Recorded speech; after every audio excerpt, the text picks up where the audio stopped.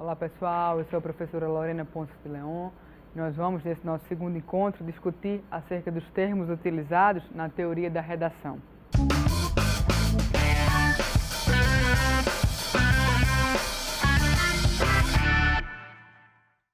Vamos então agora entrar nessa parte mais teórica acerca, da redação, da disciplina e do que são os termos, propriamente falados, propriamente ditos, da redação em si, tá? Então vem comigo, não vamos perder muito tempo não, que tem muitos conceitos aí para que a gente estude juntos. Olha só, esses conceitos, eles são eminentemente gramaticais, tá? E a diferenciação entre frase, oração, período e tal, mas todos eles constituem o teu texto, a tua redação, tá? E é importante que a gente saiba o que significa cada um deles, até para facilitar, posteriormente, o nosso processo de escrita. Vem comigo, olha só. A primeira coisa que você precisa saber é a diferenciação entre frase e locução. Vamos então começar com o conceito de frase. Frase é um termo abrangente, é qualquer enunciado, uma palavra ou um conjunto de palavras, provido de sentido próprio. Veja bem, você tem aí 3 frases. Anoitecia, boa noite, senhor Jeremias, e você é bonita. Nessas 3 frases, pessoal, você tem aí, um termo abrangente, tá? Mas que tem sentido próprio. Quando eu digo anoiteceu, todo mundo sabe que caiu a noite, né? Quando eu digo boa noite, senhor Jeremias, todo mundo sabe que é uma forma de saudar, de se comunicar a alguém conhecido. E quando eu digo você é bonita, trata-se de um elogio. Então, essas 3 frases têm sentido sozinhas, elas têm sentido próprio, elas não precisam de mais nada para comunicar, tá? Vamos entender agora o que é locução. Quando eu falo em locução, eu falo em reunião de palavras equivalentes a uma só. Eu posso ter, pessoal, olha só, há uma unidade de sentido nisso. Eu posso ter uma locução prepositiva, uma locução conjuntiva e posso ter também uma locução verbal. No teu texto, você vai utilizar todas elas, né? Com certeza, na produção textual, você vai fazer uso de todas elas. Mais especificamente, quando se trata de locução prepositiva, vem comigo, acompanha na tela. Antes de significa que foi antes. Quando eu tenho locução conjuntiva, à medida que, e tenho uma locução verbal, tenho estudado. Essa última aí, pessoal, mais precisamente essa verbal, você vê a presença de 2 verbos, tenho e estudado. Aqui você tem, por exemplo, vou almoçar. Vem comigo. Vou almoçar. 2 verbos. Isso é uma locução verbal. Isso é uma perífrase verbal. Vou é o verbo auxiliar. Almoçar é o verbo principal. Aí você tem uma locução, 2 verbos que denotam uma única coisa. Qual é? Almoçarei. Eu coloquei o verbo para o futuro. Desprezei o verbo auxiliar menor, tá? Vou, e deixei o verbo principal no futuro, almoçarei. Então, essa locução, essa perífrase aí, ela denota, embora ela tenha aí essa aglutinação de palavras, uma coisa só, o fato de que vou almoçar, de que almoçarei, tá? Você vai usar bastante isso na sua produção textual, ok? Olha só, entendido isso, vamos ao conceito de oração. É a frase que encerra um verbo. Veja bem, esse verbo ele pode estar implícito ou subentendido, tá? Toda oração é, pois, uma frase, mas preste atenção. Por quê? Nem toda frase é uma oração. Toda oração é, pois, uma frase, mas nem toda frase é uma oração. Vamos lá. Eu te amo. Você assistiu ao filme O Mundo, um Sonho Dourado. A vírgula está aí no lugar do verbo ser, no caso o é, O mundo é, um sonho dourado. Na Terra, tanta guerra. Essa vírgula está no lugar aí do verbo haver, no caso do HA, do A, tá? Então, de forma subentendida ou não, ela vai encerrar a oração sempre um verbo, tá bom? Vamos ao conceito de período. É a frase constituída de uma oração ou de um conjunto delas. Dentro do teu texto, dentro da tua produção textual, você vai estar constituindo, várias frases, vários períodos e também, né, vários parágrafos, que a gente chega já já no conceito deles. Vamos então entender que há dois tipos de período, o período simples e o período composto. Olha só, você tem aqui um exemplo de período simples. Paulo é médico, preste atenção aqui no finalzinho, Paulo é médico. Você tem a presença de um verbo apenas, portanto, esse período é simples por ter apenas um verbo. Veja bem, quando eu volto ao conceito aqui de período, quando o período é formado de apenas uma oração, ele se diz simples e a oração será classificada como absoluta. Quando é formado de mais de uma oração, chamar-se-á composto. Veja bem, você tem um período simples por ter apenas um verbo. Agora eu digo, Paulo é médico, embora tenha abraçado o magistério. Você tem um período composto por ter mais de um verbo. Fica fácil essa conta assim, né? Período simples, um verbo, período composto, você vai ter mais de um verbo, tá bem? Vamos entender o que é um parágrafo. O teu texto, né, o que você vai fazer lá no Enem, vai ter vários parágrafos. O parágrafo é uma unidade do trabalho escrito formado por um ou mais períodos. Então, eita, professora, o período está dentro do parágrafo e a frase está dentro do período. É isso aí. O teu texto vai ter pelo menos uns 4 a 5 parágrafos. Dentro de cada parágrafo, você vai colocar pelo menos uns 2 ou 3 períodos. E dentro desses períodos, você vai ter aí as frases, ok? Vem comigo para entender o que é a margem. São conceitos aí mais teóricos, tá? Olha só. A margem é a parte em branco ao redor de uma folha impressa ou manuscrita. Nos trabalhos, a margem não deve conter notas ou ilustrações, a não ser quando haja exigência do professor. A linha que está aí logo embaixo, eu vou logo descrever para vocês, é o distanciamento da margem que indica a abertura de novo parágrafo. Geralmente isso acontece, né, quando você vai fazer um trabalho digitado.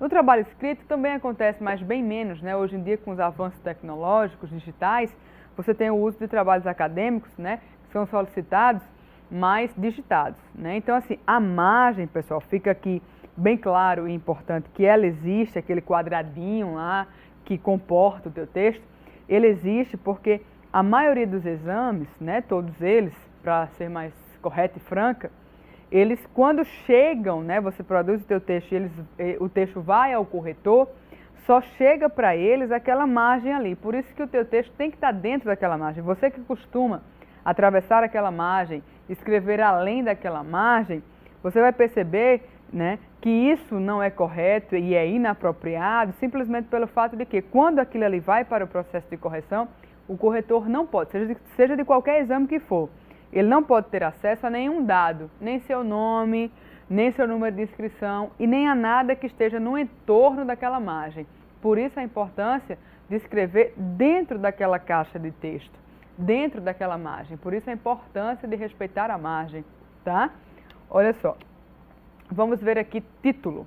Título é o que se põe no início de um trabalho escrito e que indica o assunto a ser tratado. Logo aqui abaixo eu tenho também o conceito de tema. Eu estou pulando assunto e tenho o conceito de tema. É o que se pretende demonstrar. Identifica-se com o objetivo. Veja bem, na redação do Enem é importante que você entenda que título é diferente de tema, tá? Na redação do Enem de 2015, por exemplo, nós tivemos como tema a persistência da violência contra a mulher. Na redação do Enem de 2014, nós tivemos a publicidade infantil em questão no Brasil. No Enem 2016, nós tivemos, no primeiro Enem, intolerância religiosa. E no segundo, que foi o Enem adiado, o racismo.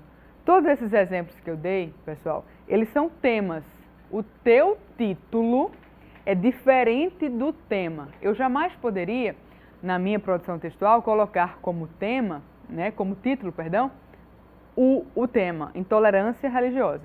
Eu preciso colocar, né, algo que se relacione ao tema, mas que seja diferente. Por exemplo, por que, né, a violência, que foi o Enem de 2015, né, a persistência da violência contra a mulher? Por que a violência contra a mulher no Brasil cresce? né, até os dias de hoje. Ou com relação à publicidade infantil, né, a questão da publicidade infantil no Brasil, veja bem, que foi o Enem 2014. Os efeitos da propaganda midiática para criança. Então, são títulos que se relacionam com os temas, mas que não são propriamente os temas, tá? Então, tema não é título, título não é tema, tá? O título é diferente do tema, certo? Olha só, vamos aí ao conceito de assunto. É a matéria ou objeto sobre o qual se trata, tá? Então, o assunto do teu texto, tá? E o conteúdo são as ideias e os sentimentos transmitidos através da palavra. Nas redações escolares ou de concursos, é por intermédio do conteúdo que o examinador poderá avaliar, por exemplo, o grau de cultura e a capacidade crítica do aluno ou candidato. Veja bem, vem aqui comigo. Na redação do Enem, né, o Enem trabalha com 5 competências. Eu estou sempre falando aqui, nesses nossos encontros, sobre elas. Eu ainda não parei, né, não tive tempo de parar para dizer o que cada uma delas exige de você. Mas é importante que esse conteúdo, essa visão de mundo, né, essa bagagem prévia, tudo isso que você carrega, fruto do seu processo constante de leitura, é o diferencial no teu processo de produção de escrita, do processo de produção textual. Né? Na prova do Enem, quando você chega, né, com esse conteúdo, né, que vem do teu processo de aprendizagem, no decorrer da tua jornada, né, enquanto estudante, como estudante, isso vai ser o teu diferencial na hora da prova. Sair do senso comum, né, falar aquilo que poucas pessoas sabem, né, falar, se distanciar daquela linha, né, que todo mundo fala, aquela linha mediana. Você sabe que 55%, quase 60% dos estudantes brasileiros de nível particular e médio tiram na redação do Enem de 4 a 6. Isso mesmo, de 400 a 600 pontos. Isso é a média do estudante brasileiro, seja ele de escola pública ou particular. Isto porque esses candidatos, eles escrevem no senso comum, aquele conteúdo mediano, aquele conteúdo igual, que todo mundo tem acesso. Se você se distancia disso, a sua nota começa a subir, né? Porque é isso que pede a competência 2 e 3 do Enem, tá? Então, a gente vai falando devagar sobre cada uma das competências, o que elas pedem e o que você pode fazer para atendê-las, tá bem? Olha só, vamos seguir adiante com os conceitos. Vamos à forma e à redação. A forma é a própria expressão, é a linguagem utilizada, o veículo das ideias e os sentimentos. É através da análise da forma que o avaliador verifica se o aluno ou o candidato domina as qualidades da boa linguagem. Então, a forma como você aborda determinado tema ou conteúdo é o que vai diferenciar você dos demais candidatos. Então, essa forma, ela é pessoal, ela é subjetiva, ela é de cada um. Tá? Então, a forma como você predispõe os argumentos é que vai fazer o diferencial na hora do teu texto.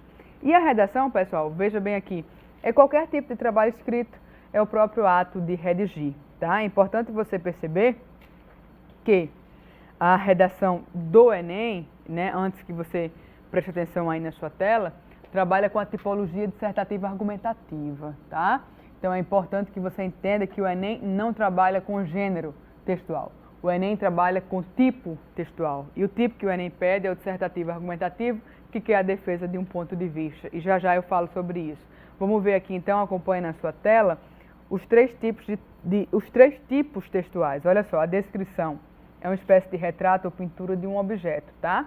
Representados por palavras. A descrição indica os aspectos mais característicos do objeto. O leitor deve ser levado a ver o objeto descrito de maneira sensível e clara. Então, se eu faço uma descrição, por exemplo, do estúdio aqui, né, que eu estou gravando essa aula agora, atrás do que você pode ver, há câmeras, há um sofá, há pessoas, né, há o câmera e a câmera, há jalecos, há a parte aqui do pessoal das libras, né, então há muito mais coisa do que você pode ver, porque a câmera está posicionada somente para mim, tá bem? Então, quando eu descrevo, né, as salas, ao pessoal da parte técnica, né, que está trabalhando para editar essas aulas. Então, há bem mais coisas do que você pode ver, certo? Então, eu estou descrevendo o local em que estou. Outra coisa importante, se eu faço uma viagem, eu fiz uma viagem a Curitiba agora em julho do ano passado, mais precisamente no São João, e eu descrevo que a cidade de Curitiba é arborizada, cheia de praças, parques, e que na época em que fui estava frio, as pessoas se vestiam elegantemente. O que é que acontece? Eu estou fazendo uma descrição fiel de tudo que vi lá. Então, a descrição é uma maneira, né, é um tipo textual que leva, né, a intenção dela é levar, né, imprimir aquela impressão, que é muito pessoal e subjetiva de cada um. Vamos à narração, então. A narração é o relato de um acontecimento qualquer, real ou imaginário. A narração, pessoal, é própria dos contos e das crônicas, que são gêneros textuais. Uma narrativa, né, é geralmente em primeira pessoa. A descrição é feita geralmente por um observador, é em terceira pessoa. E a dissertação, que é o tipo que o Enem cobra de você, é sempre em pessoal, é em terceira pessoa, tá? Mas também pode ser em primeira do plural. Acreditamos, né? Esperamos, tá? Você pode utilizar a primeira do plural também. Mas, né, a terceira pessoa, própria da impessoalidade, é a que é mais usual, é a que é mais usada. Deve-se, precisa-se, necessita-se, tá? Porque você não imprime marcas de pessoalidade no teu texto. E é isso que o Enem cobra de você na tipologia dissertativa, tá? Eu acredito que você já tenha visto e prestado atenção que o teu texto deve ser em prosa e não em verso. Prosa, né, vem do verbo prosear, né? Então eu vou prosear com meu colega. E o que é prosa? Prosa é a maneira usual de falar ou de escrever. Preste atenção aí na sua tela. Opõe-se ao verso. O verso, queridos alunos, é próprio do gênero poema, do gênero conto e também do gênero, por que não, cordel. O cordel é estruturado em versos, decassílabos, quartetos, sextetos. Mas o teu texto, a tua redação do Enem é a tipologia dissertativa e ela é feita em prosa, tá? Olha só, vamos adiante aqui.